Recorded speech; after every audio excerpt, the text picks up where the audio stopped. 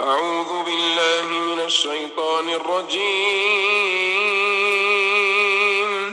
بسم الله الرحمن الرحيم.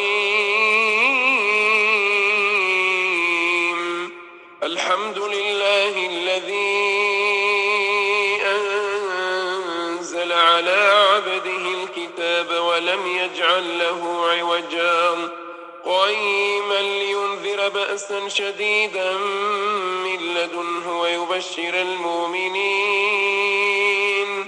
ويبشر المؤمنين الذين يعملون الصالحات أن لهم أجرا حسنا ماكثين فيه أبدا وينذر الذين قالوا اتخذ الله ولدا ما لهم به من علم ولا لآبائهم كبرت كلمة تخرج من أفواههم إن يقولون إلا كذبا فلعلك باخع نفسك على آثارهم إن لم يؤمنوا بهذا الحديث أسفا إنا جعلنا ما على الأرض زينة لها لنبلوهم أيهم أحسن عملا وإنا لجاعلون ما عليها صعيدا جرزا أم حسبت أن أصحاب الكهف والرقيم كانوا من آياتنا عجبا إذا والفتية إلى الكهف فقالوا ربنا آتنا من لدنك رحمة وهيئ لنا من أمرنا رشدا فضربنا على آذانهم في الكهف سنين عددا ثم بعثناهم لنعلم أي الحزبين أحصى لما لبثوا أمدا نحن نقص عليك نبأهم بالحق إنهم فتيتنا آمنوا بربهم وزدناهم هدى وربطنا على قلوبهم إذ قاموا فقالوا ربنا رب السماوات والأرض لن ندعو من دونه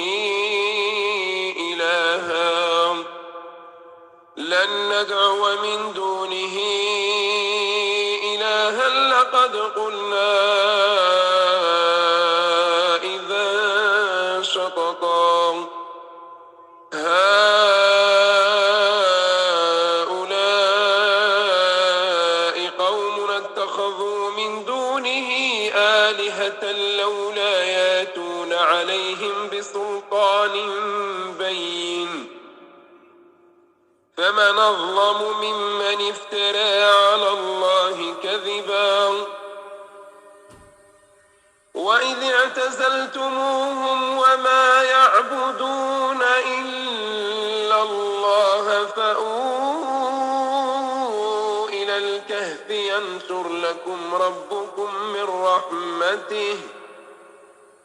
ينشر لكم ربكم من رحمته ويهيئ لكم من أمركم مرفقا وترى الشمس إذا طلعت تزاور عن كهفهم ذات اليمين وإذا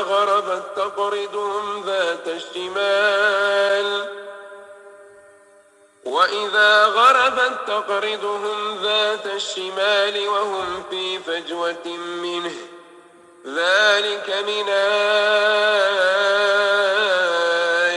الله من يهد الله فهو المهتد ومن يضلل فلن تجد له وليا مرشدا وتحسبهم أيقاظا وهم رقود ونقلبهم ذات اليمين وذات الشمال وكلبهم باسط ذراعيه بالوصيد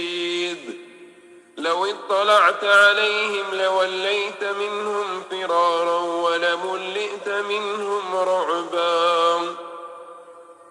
لو اطلعت عليهم لوليت منهم فرارا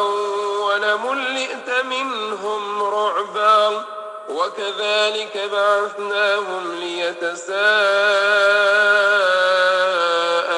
بينهم قال قائل منهم كم لبثتم قالوا لبثنا يوما أو بعض يوم قالوا ربكم أعلم بما لبثتم قالوا لبثنا يوما أو بعض يوم قالوا ربكم أعلم بما لبثتم فابعثوا أحدكم بورقكم هذه إلى المدينة فلينظر أيها أزكى طعاما فلينظر أيها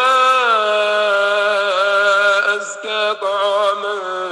فلياتكم برزق منه وليتلطف ولا يشعرن بكم أحدا إنهم إن يظهروا عليكم يرجموكم أو يعيدوكم في ملتهم ولا تفلحوا إذا أبدا وكذلك عثرنا عليهم ليعلموا أن وعد الله حق وأن الساعة لا ريب فيها إذ يتنازعون بينهم أمرهم فقالوا ابنوا عليهم بنيانا ربهم أعلم بهم قال الذين غلبوا على أمرهم لنتخذن عليهم مسجدا سيقولون ثلاثة رابعهم كلبهم ويقولون خمسة سادسهم كلبهم رجما بالغيب ويقولون سبعة وثامنهم كلبهم قل ربي يعلم بعدتهم ما يعلمهم إلا قليل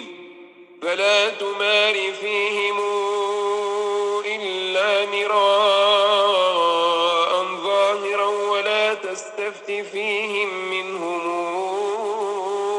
أحدا ولا تقولن لشيء إني فاعل ذلك غدا إلا أن يشاء الله واذكر ربك إذا نسيت وقل عسى أن يهديني ربي لأقرب من هذا رشدا